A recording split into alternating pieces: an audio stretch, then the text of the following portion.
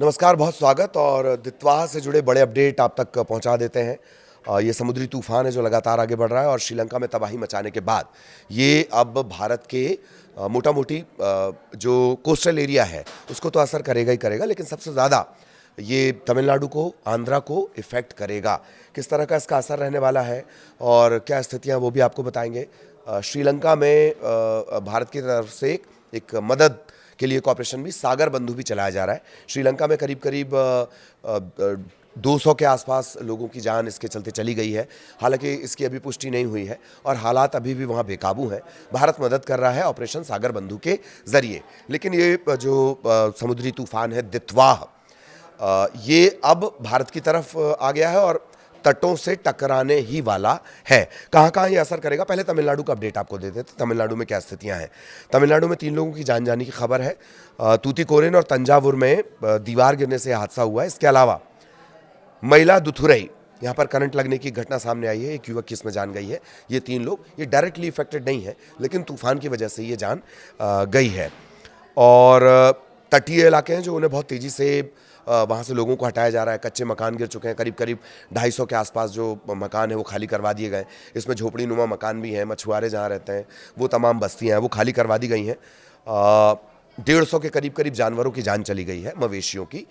और करीब करीब 57,000 हेक्टेयर जो ज़मीन है, खेती वाली ज़मीन बताई जा रही है, ये पानी में डूब गई है। तो तमिलनाडु और पुडुचेरी के तटों से इसके टकराने की बात की जा रही है। और वो जगह जान लीजिए जहाँ सबसे ज़्यादा असर ये करेगा। इसमें कुड्डालोर है, नागपट्टिनम है, मयिलादुथुरई है, विल्लुपुरम है, चेंगलपट्टू है। तेज़ हवाओं के साथ भारी बारिश को लेकर अलर्ट जारी कर दिया गया है। 28 से ज़्यादा टीम तैनात कर दी गई है। इसमें एनडीआरएफ है, एसडीआरएफ है और 54 उड़ानें भी तमिलनाडु में रद्द कर दी गई हैं। तमिलनाडु में चूंकि अभी सबसे ज़्यादा असर कर रहा है। रास्ता इसका जान लीजिए कि ये श्रीलंका से होते हुए तमिलनाडु और तमिलनाडु के बाद जो आंध्र प्रदेश, वहाँ पर भी इसका असर रहेगा। और कोस्टल एरिया पे तो मोटा मोटी एक असर रहता ही है। बारिश हो जाती है, तेज़ हवाएं चलने लगती हैं, ये तो रहता ही है किसी भी तूफान का। दित्वाह के बारे में एक और दिलचस्प बात जो मैं थोड़ी देर बाद आपको बताऊंगा। इसका नाम यमन ने ये नाम सुझाया है।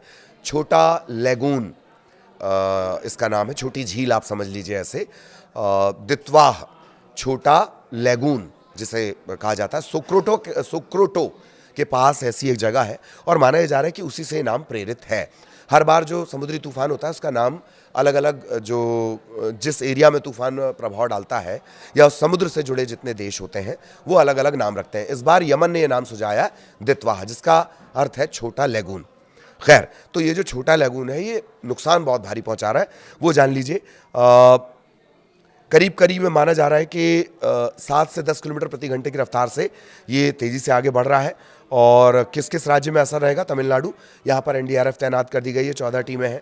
इसके अलावा पुणे, वडोदरा, अगल बगल से भी टीमें तमिलनाडु में भेजी जा रही हैं।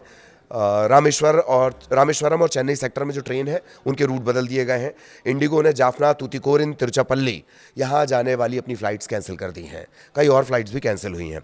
पुडुचेरी में असर होगा। पुडुचेरी में एनडीआरएफ तैनात कर दिया गया है, छुट्टियाँ घोषित कर दी गई हैं।